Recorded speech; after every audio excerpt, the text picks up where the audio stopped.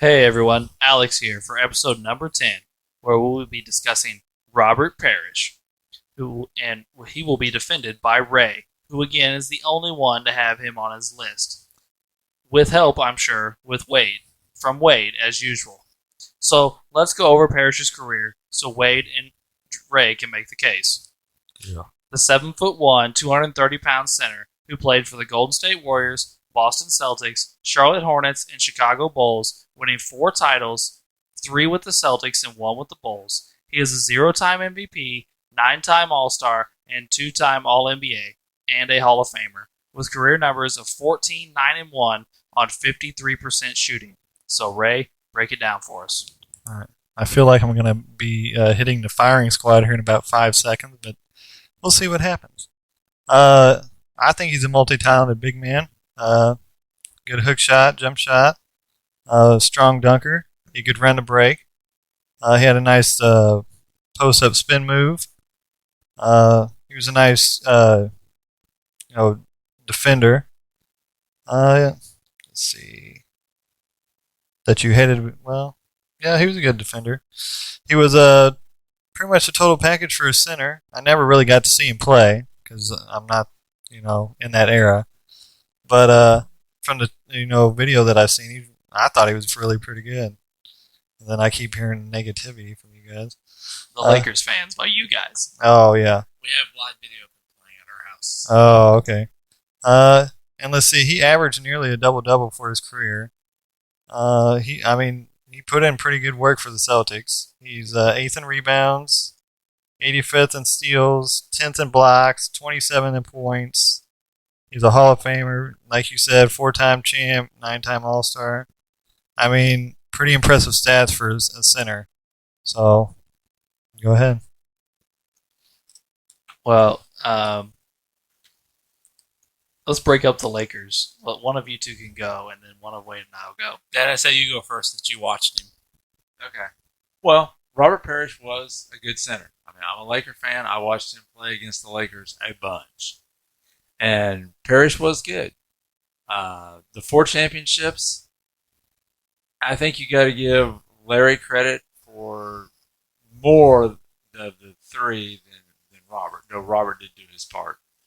The other championship was the Michael at the end when he's on the bench. That one I'm not so sure about. For me, rebounding wasn't bad, like 9. It's the points that really knocked him off my list. He was down pretty far on the points. I think it was like 14-5. I know he did make pretty high on the all-time list, but Robert was also, and still is, the all-time leader in games played. I think that contributes quite a bit to how high he is on both the lists. Because if you look at his average rebounds and points, they're not nearly that high. Again, I agree with Ray. He was a pretty decent defender. I saw times where he lit the Lakers up, but there were also times where the Lakers lit him up. I don't really have anything against Parish. He was definitely one of the players I considered for my top 10 centers. He just didn't make the list. And I think we're looking at another guy that's in that term I discussed earlier with Mutombo, the longevity list. So, Well, I think he's on top of the longevity. Yeah, he is the mountain. Yeah. He's the definition of And I do believe his career numbers, again, if he stopped playing 4 years earlier, his last few years, he's just a 12th man on a bench who gets in and mop-up duty and stuff, and it's just, averaging 2 or 3 points a game and just completely pulling his averages down. If he would have left the league a few years earlier, his career numbers probably look better. Kind of like what we talked about with Mutombo earlier. His longevity hurt his career numbers as far as per game. Oh, yeah. I have a curious question for Uncle Doug. We hit on Kevin McHale in an earlier episode, and you said you weren't sure he was the number 2. Mm-hmm. Do you think Parish was the number 2? Some years it might have been Parish.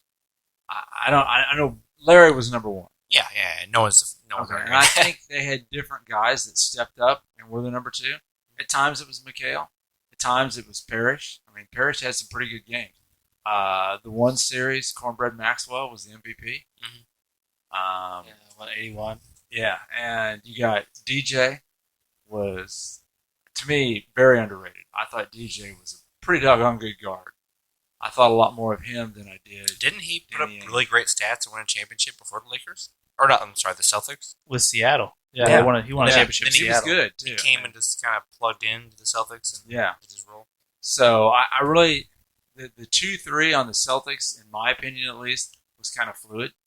They had guys that floated in and out of those spots. By the way, did you say Cornbread Maxwell? Yeah. Was that his nickname? Cedric, yeah. I know. Cedric I know who Cornbread, Cedric yeah. Maxwell is, and I assume that's who you meant, but I never Oh heard yeah, of Cornbread. that's what they called him. They called him Cornbread.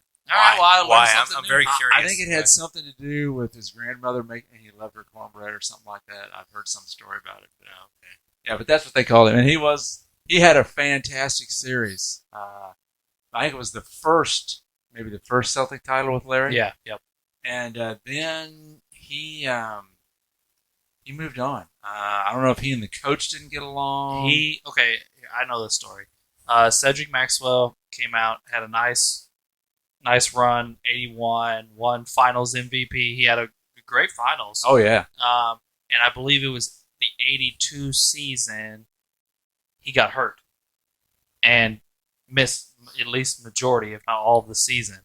And then when he came back and finally got healthy, he lost most of his playing time to McHale, and Okay. he got upset about it, and they ended up trading him. I knew he just kind of disappeared. Yeah, I don't know. I'm not even 100% sure where they traded him to be honest. Notice ever since we hit on that on one episode. I don't remember where it was. Was it worthy? It was worthy. Yeah, it was worthy. Yeah. Yeah, So because I said something about playing third fiddle, and Uncle Doug goes, "Remember that we talked about McHale." That's right. So I really wanted to ask that ever since then about who you thought was second fiddle for the Celtics behind Bird. All right, what you got, Drew? Well, I'm just asking, did Robert Parish benefit from being on a good team? Yes. What were his numbers like in the Word? I haven't looked at it myself, but is anyone else? What kind of player was he? They Four. look similar to his career numbers. I was just looking at it before we. Yeah, did they're this. pretty solid. Yeah, I just wasn't sure. I was trying to figure out, 17 and 10. did they 17 drop and off 12. at all? I mean, the first year with the Warriors was pretty crap. It was 9-1 and 7. Well, But I mean, then- yeah, I don't expect him to be. But then after that, it was double. He got they got rid of him because he had off court issues and effort issues. Which wasn't he a trivia question I'm for saying, something? who's the yes, one that got weak? that was in the 90s, not in the 70s. That's after when he doesn't care anymore after he won the championships. Yeah, The 70s preferred Coke. I'm not saying Parrish did, but I'm just saying during the 70s there was a lot of that in the NBA.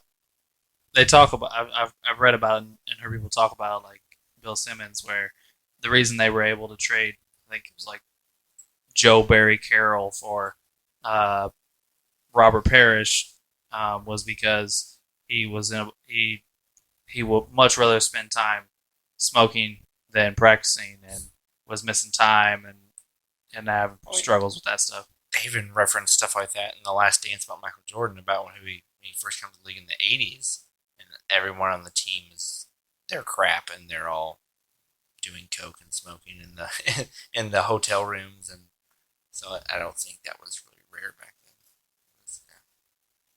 Did we interrupt you, Drew? You got? No, that's all I wanted. Oh, okay. That's all. All right, well, I'll go over what I got about Parrish. Chief was good at all sorts of things. He was a good post scorer. He had a good baseline jumper. He was a good on-ball defender, a good shot blocker, a good rebounder, good teammate. The problem is when we're making a list of top 50 players, especially top 10 centers, a stacked position. We're looking at elite players and all-time greats. And I don't believe Parrish is any of those things. The things that Chief was great at were longevity, 21 years in the league, consistency, because he was hella consistent for a long time, and he showed up in big games.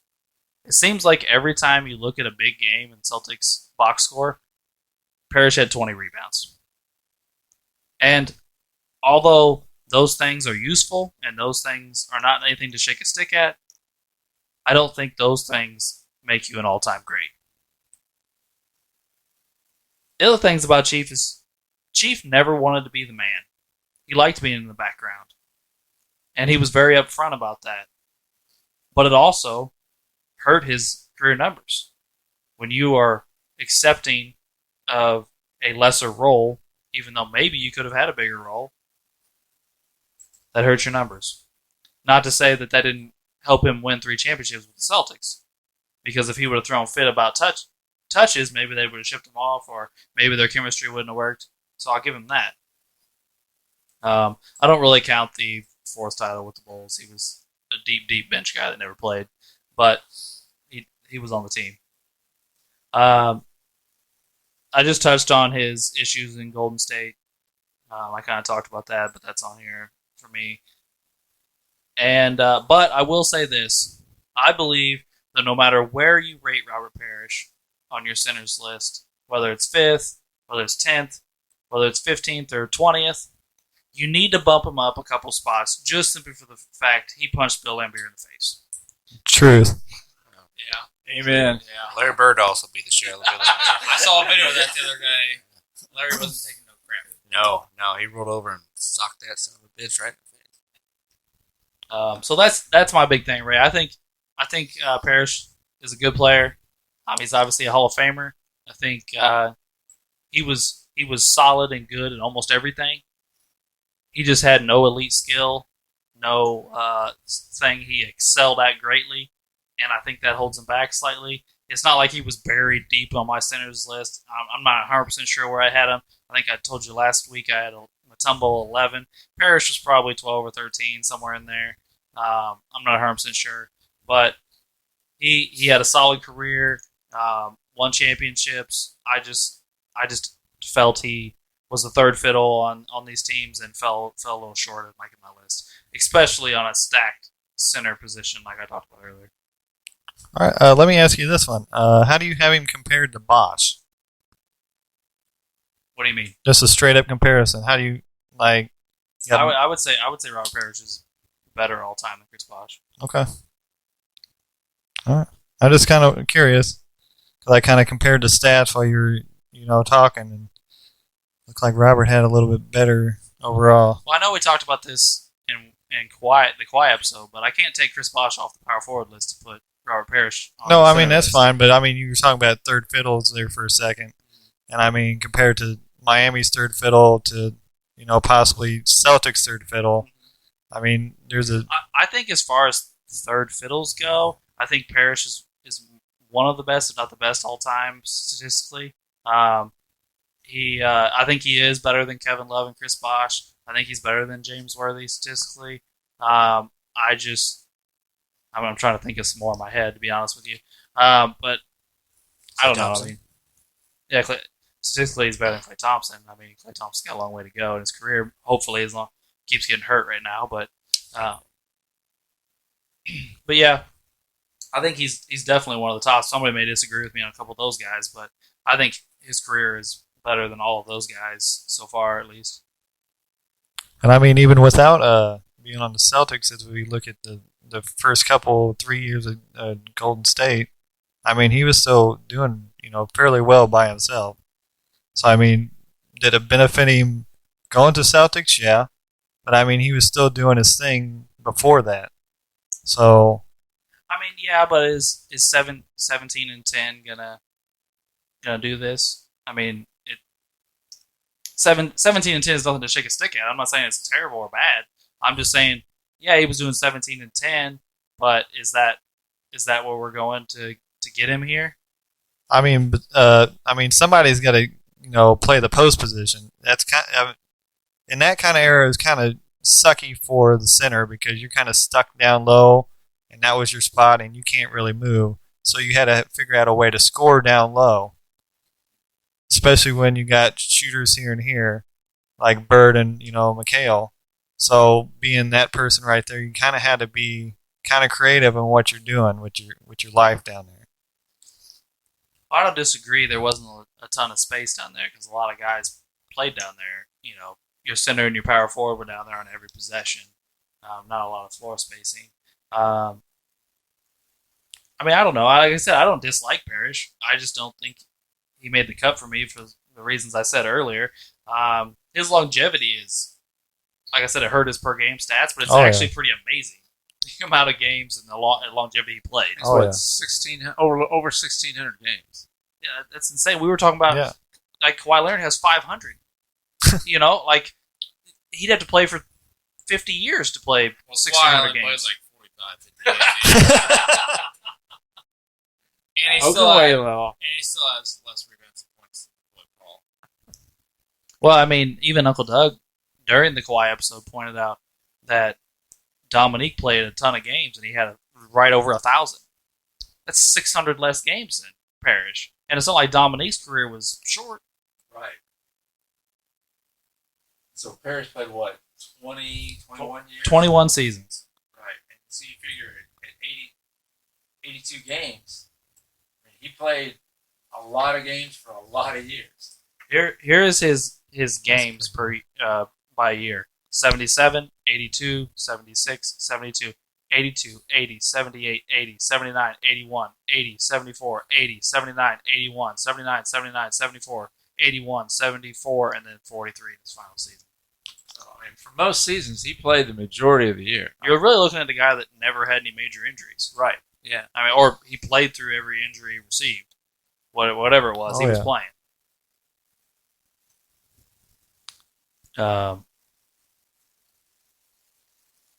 Yeah. So, who does everyone else have at 9 and 10 at center? I'm just curious. Let me check. I mean, me and Alex both have Reed and Howard. I've got is Parrish your 10, Ray? Let me check. I've got Patrick Ewing and George Mikan. Mikan. We haven't talked about yet. Mikan. Yeah. I believe Ewing made all of our lists.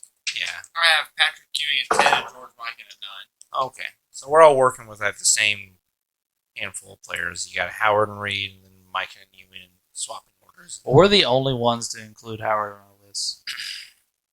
Isn't that episode coming up next? 2 on 3s. I mean, it's coming up shortly. It's not next, but it's coming up shortly. Next, shortly, yeah. So how do we think that Parrish compares to all of our 10s and 9s? I mean, that's pretty much what we're comparing him to, right? Right. All of our 10s and 9s. So how do we think that works out? I mean, like with me and Alex,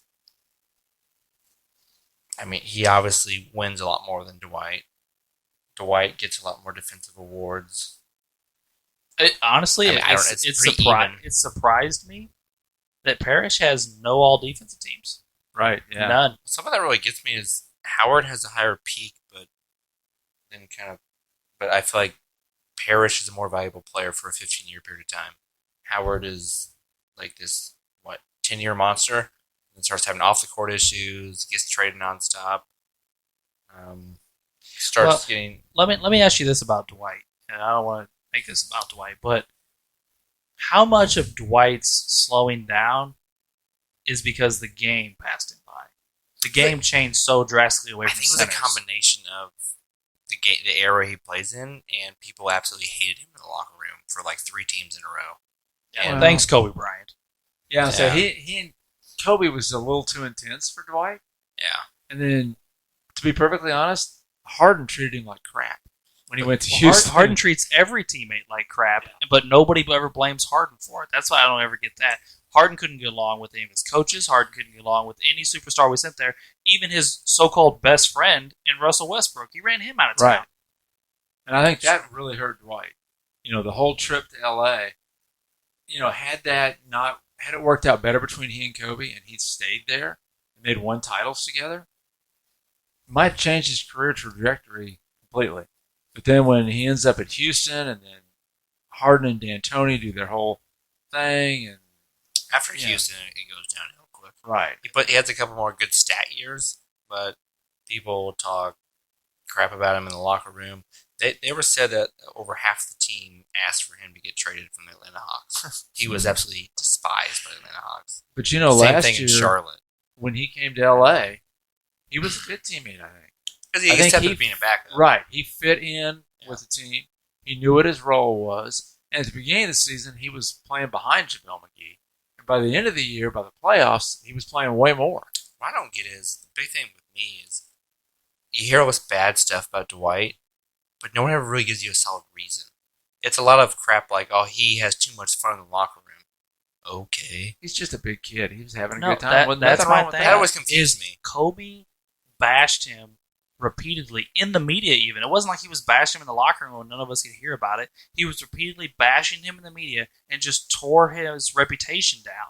And yes, most of it had to do with, well, he smiles too much and he has too much fun and he's not serious enough. Well, maybe that's true, and maybe there is a negative connotation to that. If you're smiling while you're losing, people might get a little irritated with that. I get it. I'm not an idiot. But not everybody is also Kobe and Michael, where you have to be the maddest guy on the court at all times and not have any fun with it. Some people's natural reaction when you're losing or doing something is just to try and sit there and make it positive and just smile and go through. Doesn't mean they don't take it serious. Because It's a here's natural reaction to some people. They feel awkward, so they're just kind of like, eh. here's the other thing with that season in LA is he was coming off a major back surgery. He wasn't supposed to play for part of it. Right. And he led the NBA in rebounds. Yeah. It's not like he went there and was garbage. And I do believe there was 3 other Hall of Famers on that team, and they lost in the first round of the playoffs. And it got blamed on Dwight Howard. Steve Nash was also trash and didn't play. Oh, yeah. Steve Nash was- that was He barely played. worthless. He barely played at all. No, he And when didn't he did play. play, he was a shell of himself. 'Cause Right, he had yeah. such He severe was never back in, he had worthless. such severe back injuries. Right. And Kobe was also not Kobe. He was still very good. That whole situation That was, was right bad. before Because Jordan even did. Powell was pouting because they wanted them to. They were trying to get him to stretch the floor, and he didn't want to. Like, it was a bad situation. I get it, but everybody acts like Dwight was the only problem on that team and why they lost, Yeah. and it's just not true. I mean, Kobe did run off Shaq. Like, the Well- greatest player of his generation. Say Kobe then- was looking for Dwight to be Shaq. And then he was looking to think that with him and Dwight and Powell, they had it. And Dwight wasn't Shaq. And he was never going to be. He was a different player. Well, And Kobe, nobody, other than Michael, probably nobody's more intense than Kobe. I mean, we've seen all those videos of him in practice yelling and screaming and cussing out his teammates and all that stuff. And some guys it works with, some guys it motivates. We've seen guys come on ESPN and talk about, well, Kobe said this to me, and we're like, whoa, Kobe said that, but it motivated them and they played well. But we all know that's not the case with everybody. We all know it doesn't work with Wade. If you yell and scream at Wade, Wade doesn't play better. I'm going to fight you. No, Wade just says F you and goes on. Like that. Some people just have different personalities. I'm not even trying to turn this into a bashing Kobe session. I just think Kobe ruined Dwight Howard's reputation, and he never fully recovered from it. And when he didn't make it work in Houston, and I don't think it was his fault, it just completely signed off on it. Before we go, I feel like we got really off track there, but partially We my did. fault. But my point was just trying to compare him to people. That's just the reputation of Dwight Howard. That's the reputation he got. That was my only point. I don't agree with it. I like Dwight Howard. He's my number 9 center. But that I was just trying to compare that to Robert Parish, and then that's what I was saying. Me and Alex both have Willis Reed, who, like we said earlier, I think the last episode, he has 2 championships, An MVP. two Finals MVPs and an MVP. Yeah. Yep. Correct. Yep. So that's really his main standout points. But I mean, Parrish has 3 we're not counting the fourth one. 3 championships, but no Finals MVPs. So it's kind of a tricky game. And then I'm not going to dive into the George Mikan spot that you guys have. But. Yeah, well, and then you look at him compared to Patrick Ewing. Patrick, better rebounder, had more rebounds, had more points, more blocks, more steals, more assists. Patrick didn't have the titles. But I guess what I'm saying, we just brought up titles. But was Patrick Ewing or Dwight Howard ever asked to be the 3rd best player on a championship team? No. They were asked to be the best player on a championship team. And they did not accomplish that, although Dwight got close. Ewing got close once, too. Ewing fought Jordan for a lot of years, actually. Ewing was the best player on a team that was one of the biggest thorns in the greatest player ever's side. So that's a pretty big accomplishment. We haven't decided that yet. Wait. Oh, I'm sorry. My greatest player ever. Side. And everyone. But so it is. It's a hard question, and it's a what if game. We kind of played that with the James Worthy episode. But if you would have asked White or Ewing to fill Parrish's role in those Celtics teams, could they have done it? That's a personal question. I believe yes. Oh yeah, I think they both could. Yeah, especially Ewing. I think Ewing is more talented than Robert Parrish. That's just my personal opinion. Yeah, I think he's more talented. I have Ewing higher than you guys. I think I have Ewing at 7. Okay. I believe. I don't know about total centers. I mean, I have Ewing at like 36 overall. I don't know about my overall centers. He might be 6 or 7. I don't know. Somewhere in that vicinity. I say Ewing's my last. Maybe 8 on my list. He might be 8. Yeah, I've got Parish at 9, and then I got Ewing at 6. I've got Ewing at 9. I was still kind of talking about Dwight and Willis Reed. I think Dwight can come in and do what Parish did. Willis, I'm not sure. Because again, we talk about the position change, the era change. I'm not. That's I think, a little bigger argument. I think Dwight comes in and can do what Parish does. What about Dwight's toughness, though, compared to Parish? Toughness as in what? As in toughness. Well, I mean, are you talking about like because he was able to play and like play through injuries? Or are you talking about like toughness is in like pushing guys around or what? Yeah, like, taking punishment down on the post, giving punishment back.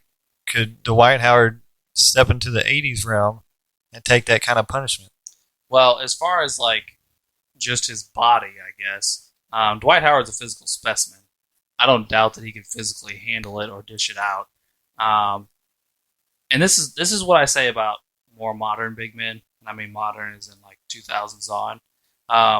There's a few of them, Dwight included. Shaq's also included in this. I even think Blake Griffin's included in this. They were treated differently in a negative way. Because they were big and muscular, guys were able to do things to them that they weren't able to do to the rest of the league. You would see guys just hammer them over and over and over again and do things to them that every other player in the league would get a flagrant for. That was a giant thing with Shaq.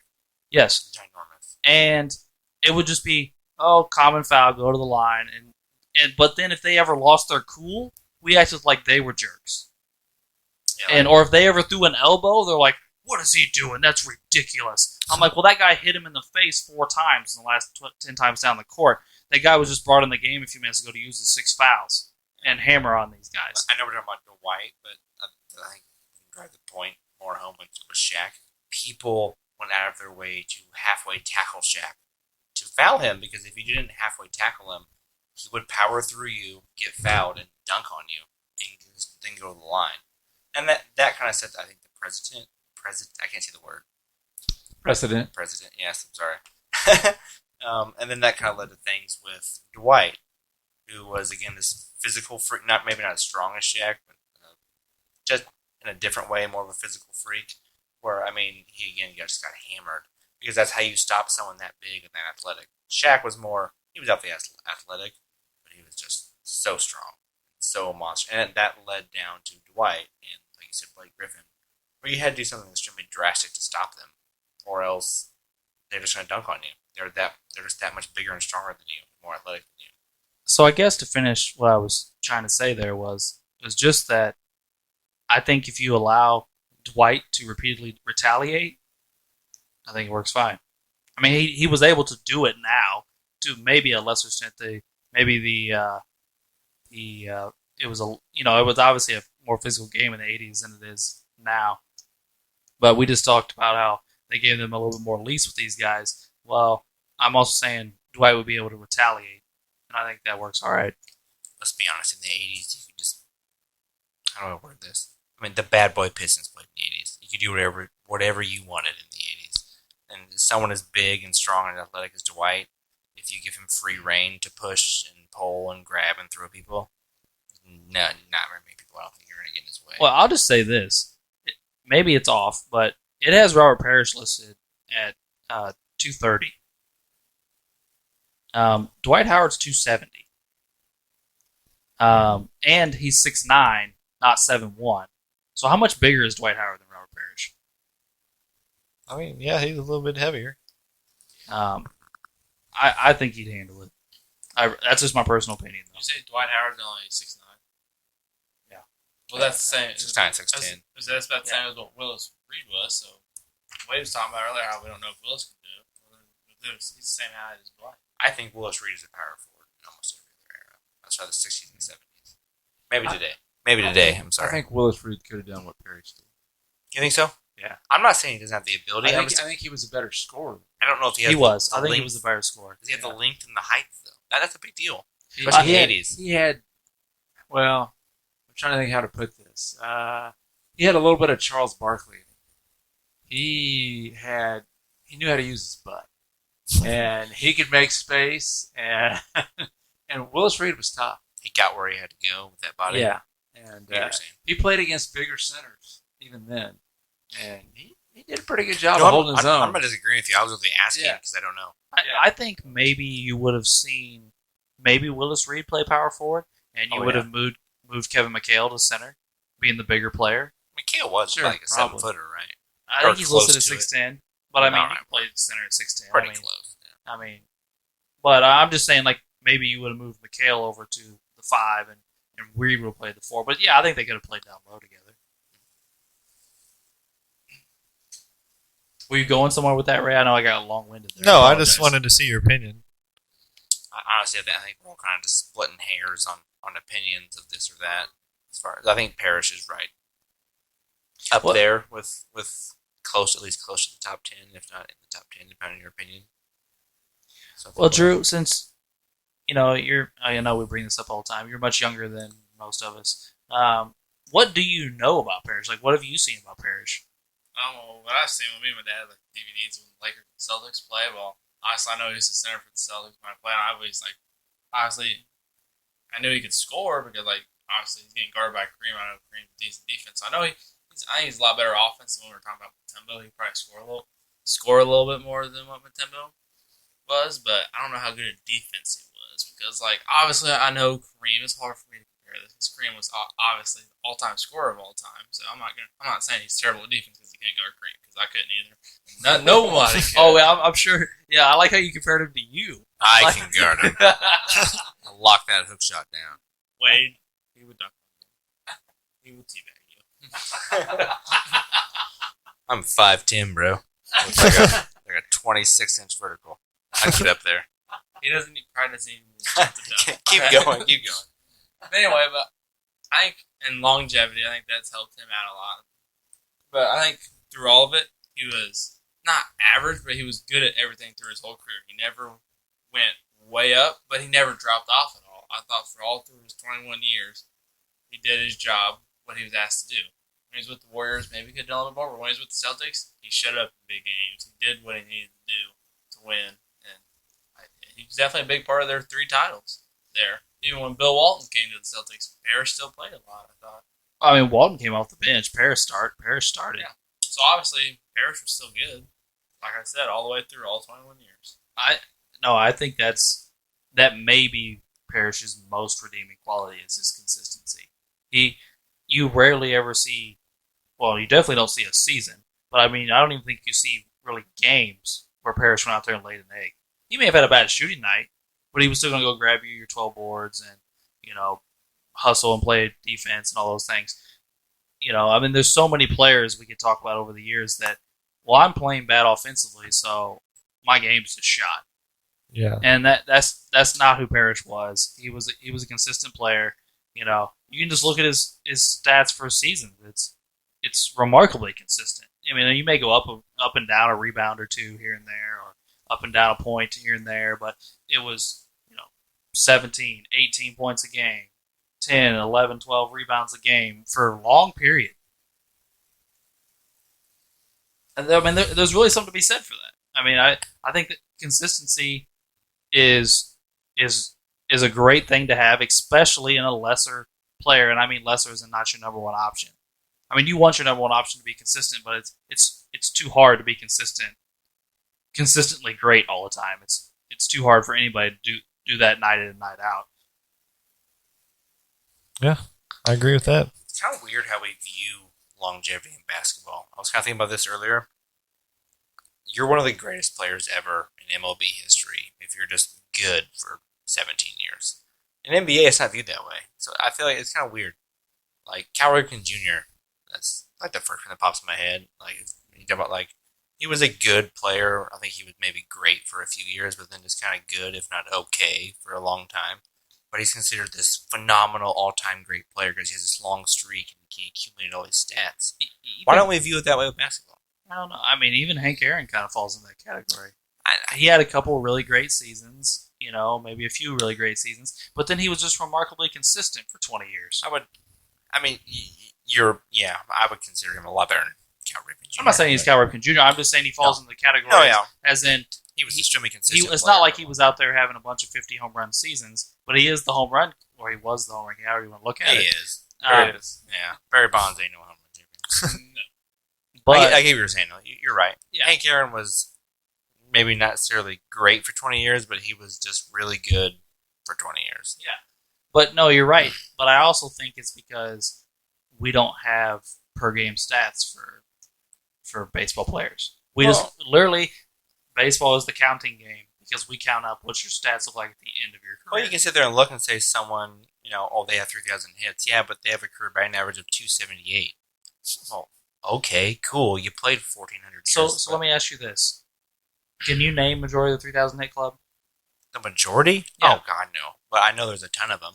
I can name majority of them, if not all of them. If I sat here and concentrated, I might be able to name a portion of it. There's a remarkable number of those guys that hit under 300. That's my point. Like, that's not that remarkable, but it's considered amazing.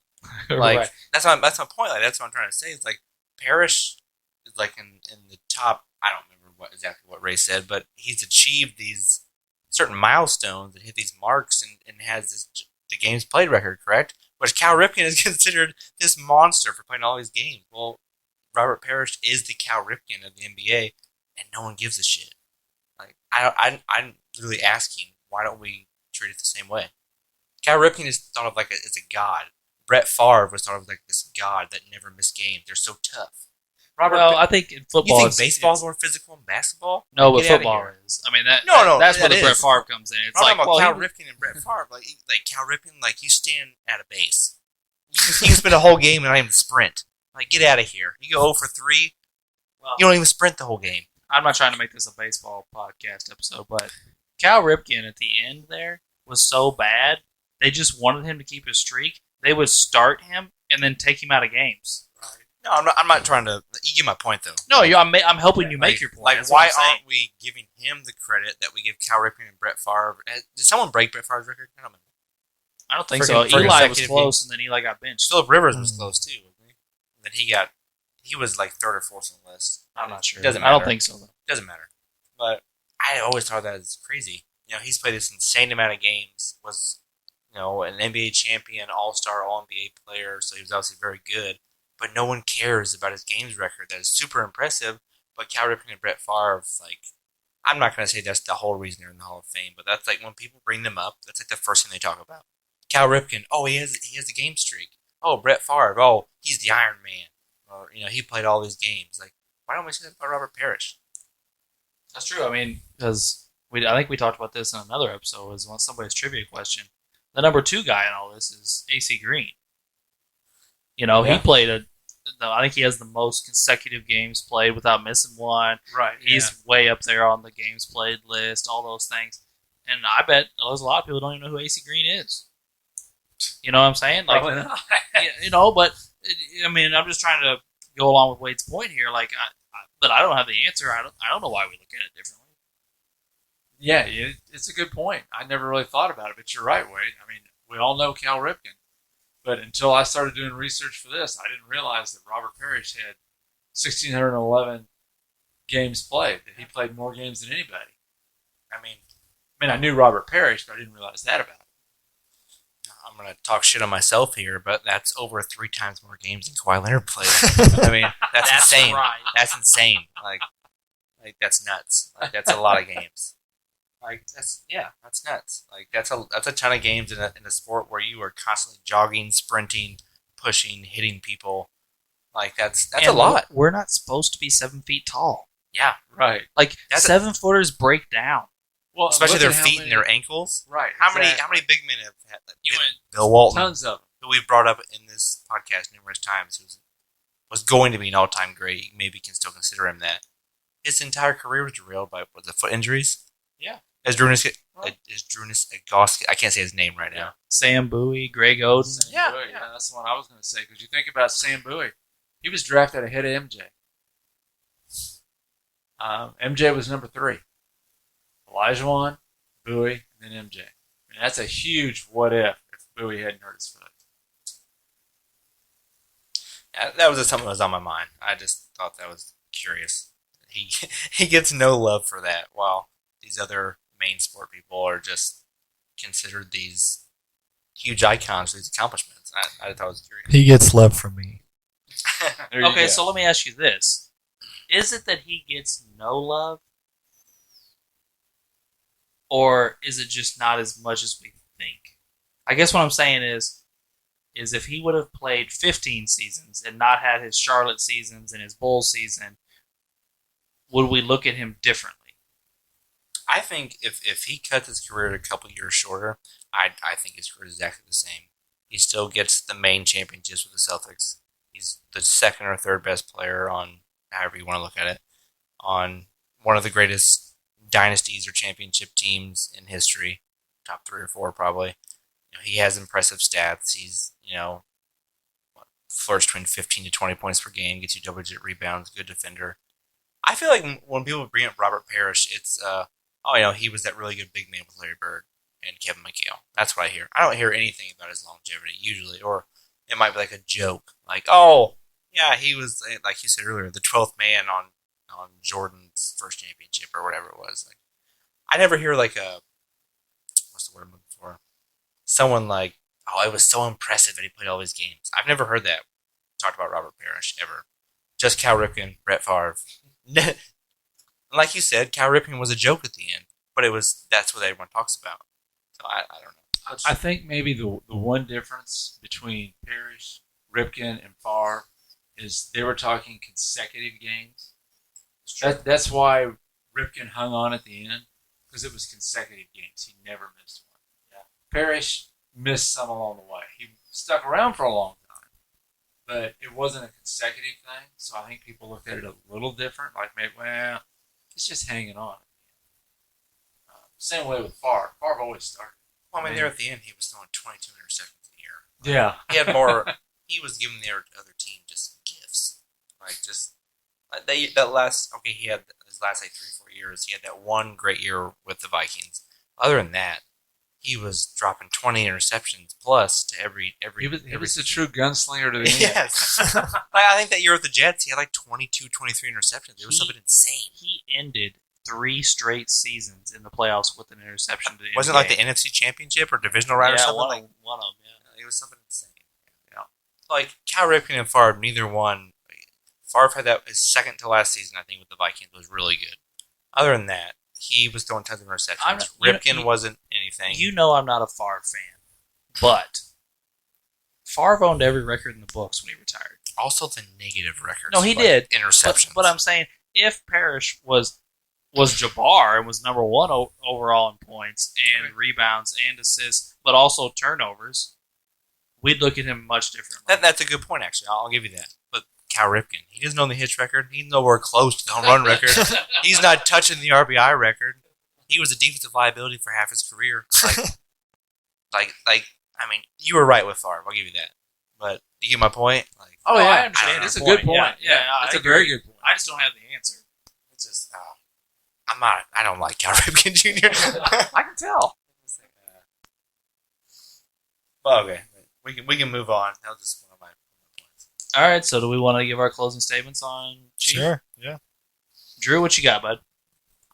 Well, when we're looking at center, this is probably one of the best, if not the best position on all of our lists, because there's just so many good, great ones out there. But with him being good through all of his career, he never really peaked high enough for a couple of years to really do much. He never really got anything else besides championship. He was only a 2-time All NBA. I thought he was a lot better defense, and it didn't really show up at all. Not even all defense. I'm not saying he had to be defensive player of the year, but he didn't make the team. So for all that, I just don't think he's top 50 worthy. I can go. As you could tell for the last 15 minutes, I think his games played was very impressive. I thought it was really good. I think I hit on this briefly last episode. I had him and Mutombo as my honorable mentions in my centers list. So I don't really have too many bad things to say about Parish. He was a good player for a really long time. I think Drew kind of hit on it briefly. I don't know if he was ever great, but he was definitely a good player. He won championships. He has a couple All-NBAs. I think a decent amount of All-Star appearances, I believe. I think it was 9. Yeah, which is pretty impressive. So, I mean, I think at this point with him, Mutombo, and the other guys we talked about at 9 and 10 on our list, I think you're just kind of splitting hairs on what you prefer. So, obviously he didn't make my list, but he was obviously a really good player. Yeah, I have a lot of respect for Parrish. Watched him play a lot of games, and but I think Drew said it, Alex said it, Wade went back to it. He was good at all these things for a long time, but it just wasn't great. And I think that's what we're looking for the top 50. That's something extra special. And he did play a long time, but he just didn't quite make my list. Chief's another one of these guys that I don't look at you funny because he ended up on your list. It's not like I'm like, what the hell are you doing, Ray? I was like, oh, Chief, okay, he showed up on somebody's list. I wouldn't have been surprised if he showed up on 2 or 3 lists. I wouldn't have been like, holy cow. I didn't put him on my list, obviously. If we redid our list right now, I still wouldn't put him on, but like I said, I'm not against him. I listed it off pretty here. He's very good at a lot of things, I just don't think he was great at any of them, which does end up hurting him. And the fact that he was a team player and was able to accept a lesser role may have hurt him statistically. But he's close. He's close. He's close. All right, I guess it's my turn. Well, at this point, I think everybody knows my theme, which is toughness in a player. And that's what I kind of look for. That's what Robert Parish showed for 21 seasons. His stat line is consistent. He might not have been asked to be the number 1 player on a team, but he could have been if he wouldn't have been traded. So, I mean, he might have been outshined by Bird and McHale and all them. But, I mean, we've seen before he got traded, he could have been his own guy, his own spotlight. So, I mean, Robert Parish, tough, consistent, hell of a player. That's why he's on my top 50. Fair enough. I don't think you're going to get a ton of argument there for those statements. So then I guess we'll move into trivia as we wrapped up the Chief. Who wants to go first? I can go. All right. All right. I don't remember if we talked about this on the podcast or off air, but I know we all briefly were talking about the 3-point all-time list a little bit ago. We all know 1 through 3. Does everyone know who 4 and 5 is? Oh, crap. I think it's Kidd and Jason Terry. Okay. Let's see. I would say Reggie and Kidd. Okay. What was the question again? So we all kind of huddled up, and I think you were in here, but you briefly heard a conversation. We were talking about 1 through 3 all-time 3-pointers list because Curry just passed someone last night, and then we were going to. I asked who was 4 and 5 behind the 3 that we were talking about. Oh, man. Was it Reggie and... I said, yeah, who was 4 and 5? Yeah, make sure I said that right. You got anything, Drew? I'm pretty sure one of them is Jason Kidd, but I can't think of the other one. Yeah, I just have to stick with Reggie. I can't think of anybody for 5. I'll just go with Reggie. Yeah, another Jason name? Kidd. No. Reggie Kidd. and Jason Kidd. Yeah. Reggie's actually 3, not Oh. 4 or 5. None of you all got it. It's Kyle Korver and James Harden. Oh my God. And Is it really? Number- Korver and Harden are that high? Number 6 is Vince Carter. Jason Kidd is number 10. Wow. Kyle Korver? Oh, Vince Carter is number 6. Wow. He's not part of the answer, but I just want to shout that out. Wow. I sucked at that. Just Alright, Kyle yeah, Korver me and too. James Harden. I thought Steph asked Reggie to get in 3. Uh, I couldn't think of anyone Reggie else. is 3. He passed. Okay. I said, He was 3 and passed Reggie to go into 2. So who's one? Steph has to pass. Ray to Allen. Ray Allen, so on. I'll be damned. All right, who wants to go next? I'll go. Kind of following our theme here in games played. Robert Parish is number 1 with 1611. Kareem is number 2 in games played. Who's number 3? Kevin Willis. Hmm. Yeah, busted out a name on him. Drew probably didn't know who it is. I don't know who Kevin Willis is. I'm going to go John Stockton. I feel like that's it. I think I'm going to go crazy. Sean Kemp. Again? No, I'm going to throw Reggie out there. See if Reggie. I think Reggie might have it. He played a long time. Drufus. I'm going to go with Tim Duncan. Vince Carter. Oh! I Wade thought Wade would Spencer nail Blair. No. Dude, I thought you were saying who's second. I was like, I know it's Kareem. Then he said that. I was like, oh, no. Do you know who 4 was? No, I don't remember now. All right. Probably John Stockton. Kevin Willis. Just joking. Tim Duncan. I'll go. Who holds the NBA record for most missed field goals? Michael Jordan. I'm going to go with Kobe. I'll go AI. James Harden. The answer is Kobe Bryant. Oh, go yeah. Drew. How many did he Damn it, miss? didn't miss. I didn't write it down. Oh. I just wrote down the question and the Kobe answer. didn't care. He'd shoot the ball no matter what. I mean, really, Kobe and MJ's numbers are super similar, especially their final scoring totals. But MJ shot like 5% better. 5 or 6% better from the field. So, Kobe yeah. was a little better 3-point shooter. Just a little, though. So Ray, Drew, Okay, I'll go ahead. Who was the all-time NBA leader in assists at the end of the 2001 season? John Stockton. I think how long. 2001? Yeah. I'd say Stockton. Yeah, I'll go. Yeah, I'll I'll go. go. Yeah, Stockton. All right, John Stockton.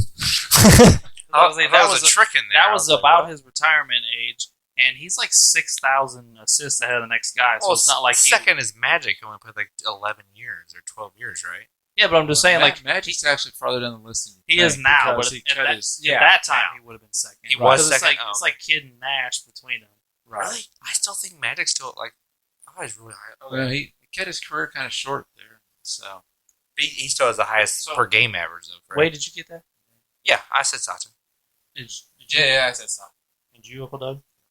Everyone said Stockton. I wasn't sure. All right, so Drew, it's you, man. All right. Who was the first person to ever record a 10-steal game? First person. That's crazy. And they didn't keep track of steals until 73, I believe. I'm going to go with the glove, Gary Payton. Ooh, that's a good one. But you'd feel like it would have happened in the first 20 years before he was there. Maybe, I don't know. I'm gonna go Isaiah Thomas. I want to go Sidney Moncrief. Sidney Moncrief's popped up a lot in podcasts. He's good. Mainly, He's really good. mainly in He the was Kawhi good. podcast. It was He was fun to watch. he scored too. It wasn't just defense. He scored. I think if he would have been on one of those powerhouse teams in the 80s instead of the Bucks, he'd be talked about a lot more. He took the Bucks to Yeah. the playoffs in a handful They of were a times. good, didn't he? good Yeah. playoff team. I'm just saying, like, he wasn't the Celtics or the Lakers, you know. Anyway, we're going to talk Yeah, of trivia. Right, you got an answer. I'll go with the glove. It was Jerry West in the first year that the Steelers started getting. Oh my gosh! I didn't know that. You know, another good guess probably would have been Frazier because he was known for Yeah. his fast hands and stuff. Yeah, so nobody got that one. So that's all of us, right? Yeah.